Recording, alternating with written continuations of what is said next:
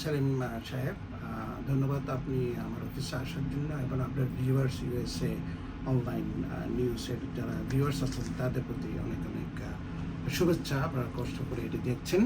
তবে আপনি সবসময় ইনফরমেশন সত্য নিষ্ঠ ইনফরমেশন তুলে ধরার চেষ্টা করেন আপনার ভিউয়ার্সের জন্য।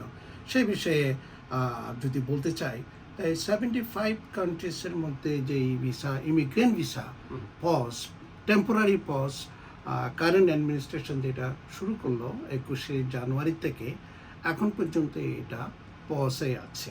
তবে আমরা আশা করছি খুব শীঘ্রই এটা, কারণ এটার বিরুদ্ধে অনেক কেস হয়েছে। যেটা খুব ফেমাস কেস হচ্ছে সাউদার্ন ডিস্ট্রিক্ট কোর্ট, যেটা আমাদের ফেডারেল সাউদার্ন ডিস্ট্রিক্ট কোর্ট বলতে আমাদের ম্যানহাটনে southern district কোর্টটা।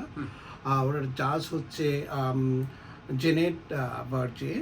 She is Harvard এবং ইয়েল গ্রাজুয়েটেড। হার্ভার্ড থেকে বিএ এবং ইয়েল থেকে ল গ্রাজুয়েট এবং খুব জাজ, ডেমোক্রেট মাইন্ডেড জাজ। তো আশা করি ওনার থেকে আমরা একটা ভালো সিদ্ধান্ত পাবো।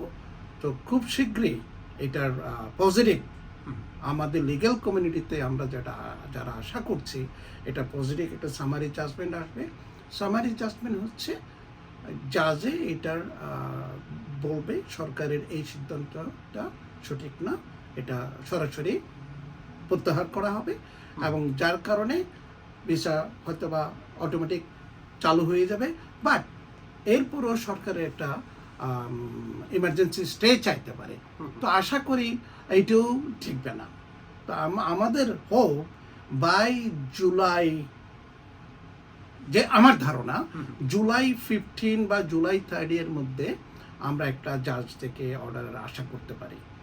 কি ধরনের আশাটা, যে প্রত্যাশার কথা বলছেন, কি ধরনের সেই আসতে পারে? আমাদের প্রত্যাশাটা হবে এই সরকারের পদটা অবৈধ ঘোষণা করা হবে এবং সরকারকে নির্দেশ দেওয়া হবে সরাসরি ভিসা যাতে ইস্যু করা চালু করা হয়, সেটাই আমরা আশা করি। তো এই বিগত 6 মাস আজ পর্যন্ত আপনারা কি কাজটা করছেন? ইমিগ্রেশনের যে কার্যক্রমগুলো আসলে কিভাবে চলছে, এতদিন কি হচ্ছিল? আমাদের ভিসা কার্যক্রম, ইমিগ্রেশন ভিসার কার্যক্রম যথারীতি চলছিল। আমরা যারা অ্যাপ্লিকেশন করছে ইউএসএ ইমিগ্রেশন, ফ্যামিলি ইমিগ্রেশন, অন্যান্য ইমিগ্রেশন সবগুলো যথারীতি আমরা অ্যাপ্লাই করেছি। শুধু এমবিসিতে যথারীতি ইন্টারভিউ হচ্ছিল। ইন্টারভিউ হওয়ার পরে সব কিছু কমপ্লিট করার পরে শুধু ভিসাটা ইস্যু করছে না ওরা। সো এই ভিসা ইস্যু করার যখন অর্ডার হবে, বেসিক্যালি এটা হচ্ছিল যে পাবলিক চার্জ, ভেটিং, এইসব কারণে ওরা চেষ্টা করেছিল government. But at the same time জাজের বাদীপক্ষ যারা মামলা করছে, ক্লিনিক ভার্সেস স্টেট ডিপার্টমেন্টের রুবিও, সেক্রেটারি অফ স্টেটের বিরুদ্ধে মামলাটা হয়। ওখানে বাদীপক্ষের ছিল এই মামলাটা মানে কি বলবো আমি, 75 কান্ট্রিজ কেন, সব দেশের কেন করা হচ্ছে না, এটা একটা মানে অনিয়ম, সরকারের অনিয়ম, এটাই মেইন। তারপর হচ্ছে আপনার এই যে এত বিলিয়নস অফ ডলার ভিসা ফি দিয়ে এরা কালেকশন করছে, এটার একটা পজ রাখতে পারে না। তো এইসব কারণে বাদী পক্ষ মানে যারা মামলাটা করেছে, এটা ক্লিনিক একটা অর্গানাইজেশন, ওদের এই আর্গুমেন্ট ছিল এবং সরকার বলছে এটা আমরা আমাদের আর্গুমেন্ট, আমরা আমাদের স্টেট ডিপার্টমেন্টের ডিসক্রিপশনে পাওয়ার আছে, আমরা এবার যথারীতি আমরা স্ক্রিনিং করব, ভেটিং করব এবং পাবলিক চার্জের এ বিষয়ে আমরা পূর্ণ বিবেচনা করে ভিসা চালু করব। বাট বাদীপক্ষ এবং জাজের রায় হবে যেটা আমরা আশা করছি, আমরা হোপ করি যেটা এক্সকিউজ মি, এই সরকারের এটা অবৈধ। আর যে বিষয়টা বললেন যে ইন্টারভিউ হচ্ছে, সব কিছু হচ্ছে, কিন্তু রেজাল্টটা কি জানাচ্ছে তাদেরকে? যাদেরকে ইন্টারভিউ নিচ্ছে তার কি বলা হচ্ছে তাদেরকে? ও রেজাল্ট যাতে জানা হচ্ছে ওদের পরে জানানো হবে। আবার অনেককে ডিনাই করা হচ্ছে, ও ডিনাইটার সাথে জানিয়ে দেওয়া হচ্ছে। এটা একটা ইয়ে আছে, সেকশন আছে 2124 মোস্ট লাইকলি, আমি এখন মনে করতে পারছি না। এবং আরেকটা হবে, অনেককে বলছে ওকে আমরা পরে জানাবো।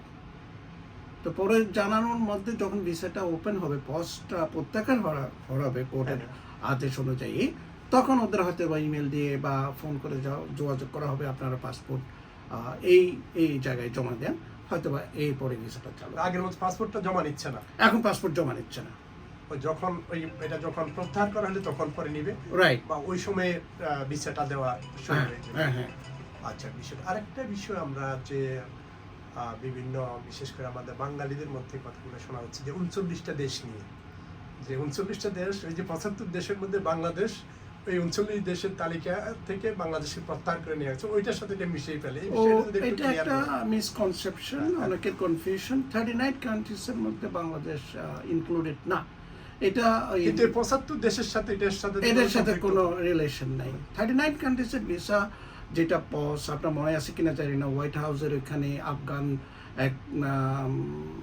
আফগান রিফিউজি না সে কাজ করতো গভর্নমেন্টে, তারপরে এই যে শুটিং করলো, এরপর থেকে 39 কান্ট্রিজ পজ করলো, মানে কি আফগানিস্তান সহ, হ্যাঁ, আফগানিস্তানের travel ban 39 countries plus internal, এখানে গ্রিন কার্ড থেকে শুরু করে যত অ্যাপ্লিকেশন ছিল সবগুলো ওরা পজ করে রাখছিল। তো এই 39 কান্ট্রিজের জুনের 5 তারিখে জাজের যে অর্ডারটা আসছে, এটাতে ছিল এই ইন্টারনাল আমেরিকার ভিতরে এই 39 কান্ট্রিজে যে অ্যাপ্লিকেশনগুলো করা পজ করে রাখছিল, যেমন অনেকের গ্রিন কার্ডের অ্যাপ্লিকেশন, ওয়ার্ক পারমিট, অ্যাসাইলাম, সবগুলো পজ করে রাখছিল। এইটা লিফট করছে, এটা প্রত্যাহার করছে কোর্টের অর্ডার দিয়ে। বাট ট্রাভেল ব্যান এখনো ইন এফেক্ট, 39 কান্ট্রি এখন এফেক্ট, বাট বাংলাদেশিদের জন্য ইজ নো এফেক্ট, মানে 39 দেশের ভিতরে বাংলাদেশ সেখানে নেই। আচ্ছা, আর আমরা একবারে শেষ করব যে বিষয়টা নিয়ে, যে 75 দেশের যে ওইটা তো বিভিন্ন বেনিফিটের বিষয় নিয়ে, কি কি বিষয় নিয়ে এই প্রত্যাহার মানে স্থগিতাদেশটা দেওয়া হয়েছিল? এটা মেইনলি ওরা গভর্নমেন্টের আর্গুমেন্ট হচ্ছে, ওদের 3টা আর্গুমেন্ট। ওরা হচ্ছে পাবলিক চার্জেস মানে অনেকে ইমিগ্রেন্ট ভিসা নিয়ে আসার পরে স্ন্যাপ বেনিফিট নেয়, তারপর আপনার মেডিকেডের লং টার্ম কেয়ার বেনিফিট নেয়, এগুলোর জন্য ওরা ব্যাটিং করার জন্য ওরা দেখছে কোন কান্ট্রির লোকজন এই বেনিফিটগুলো বেছে নিচ্ছে। তো এইসব কারণে ওরা এই আরবিট্রারি পজটা ইম্পোজ করে। বাট কোর্টের আর্গুমেন্ট, বাদীপক্ষের আর্গুমেন্ট হচ্ছে এটা কেন 75 কান্ট্রিজ, অন্য দেশে তো আছে, এটা ইকুয়াল দেশকে নেওয়া হয়, এই বেনিফিটগুলো যারা নেয় সবাইকে এখানে ইনক্লুড করা হয়, হচ্ছে না কেন? তো এই কারণে বাদীপক্ষ মানে যে অর্গানাইজেশন ক্লিনিক, ওদের আর্গুমেন্ট হচ্ছে সেটাই, তো যার কারণে হয়তো বা এটা টিকবে না, এবং আশা করি ইমিগ্রেন্ট ভিসা যথারীতি চালু হবে। 3টা বেনিফিটের কথা যে বললেন, এটা একটু ক্লিয়ার করে বলতেন, কি কি বেনিফিট একদম যদি? ওয়েল, বেনিফিটের মধ্যে লং টার্ম কেয়ার মানে যেমন ধরেন অনেকে ইমিগ্রেন্ট আসার পরে বিভিন্ন রকম যে হোম কেয়ার মধ্যে নাকি? হোম কেয়ারটা পরে লং টার্মের মধ্যে, এক্স্যাক্টলি। আর এমনি যে সাধারণ যে হেলথ ইন্স্যুরেন্সের মাধ্যমে যে মেডিকেটের মাধ্যমে যে ডাক্তার দেখানো বা ওষুধ নেওয়া, মেডিকেটটা একটু এটা ইজ লিটল বিট কনফিউজিং আছে, so I am not sure about that. But long term কেয়ারটা আমি জানি, স্ন্যাপেরটা আমি জানি, এইসব শিওর আমি বলতে পারি। এর মধ্যে আর কি আছে? পাবলিক চার্জের মধ্যে এইসব এগুলাই আছে, এগুলো আরও আছে। আপনি ডিটেল যদি চান আমাকে, I have to look into the list, এখানে দেখতে হবে আমাকে। So I just can remember all those thing top of my head. সেগুলো। আর এখন যারা অ্যাপ্লাই করছে দীর্ঘদিন যাবত, এখন কত সালের সেই মিগ্রেশন ভিসার কার্যক্রমটা চলছিল এখন? ও ফ্যামিলি ভিসার জন্য যদি বলতে চান, এখানে তো অনেক ক্যাটাগরি আছে। তো ক্যাটাগরির মধ্যে জুলাই ভিসা বুলেটিনে রিসেন্টলি আসছে, তো ওখানে অনেক অ্যাডভান্স হলো F4 category. F4 category brother sister ক্যাটাগরিতে অনেক অ্যাডভান্স হয়ে আসছে, অলমোস্ট 4 মাসের মতো, 4 মাস। এখন ফাইনাল অ্যাকশন চলছে, মানে ফাইনাল অ্যাকশন মানে ভিসা অ্যাভেলেবল, এইটা চলছে আপনার নভেম্বর 2008, হ্যাঁ নভেম্বর 2008 ফাইনাল চলছে। আর অন্যান্য ক্যাটাগরিতে যেমন সিটিজেনের হাজব্যান্ড স্পাউসরা থাকতে পারে, ওরা অ্যাডভান্স হয়েছে 1 মাস। তো এটা মানে আমি চার্টটা দেখে বলতে হবে মোটামুটি অনেকটা ভালোই অ্যাডভান্স আসছে। কিন্তু কার্যক্রমটা তো সেই স্থগিত রয়ে গেছে এখনো। না স্থগিত মানে কি আপনাকে এটা আমি ক্লিয়ার করে প্রসেসিংটা চলছে কিন্তু প্রসেসিং ভিসাটা দেওয়া চলছে, হচ্ছে না। ভিসা ইস্যু হচ্ছে না। ফাইনাল অ্যাকশন হওয়া মানে আপনার প্রায়োরিটি ডেট কারণ হওয়া মানে আপনার ভিসাটা অ্যাভেলেবল নাও।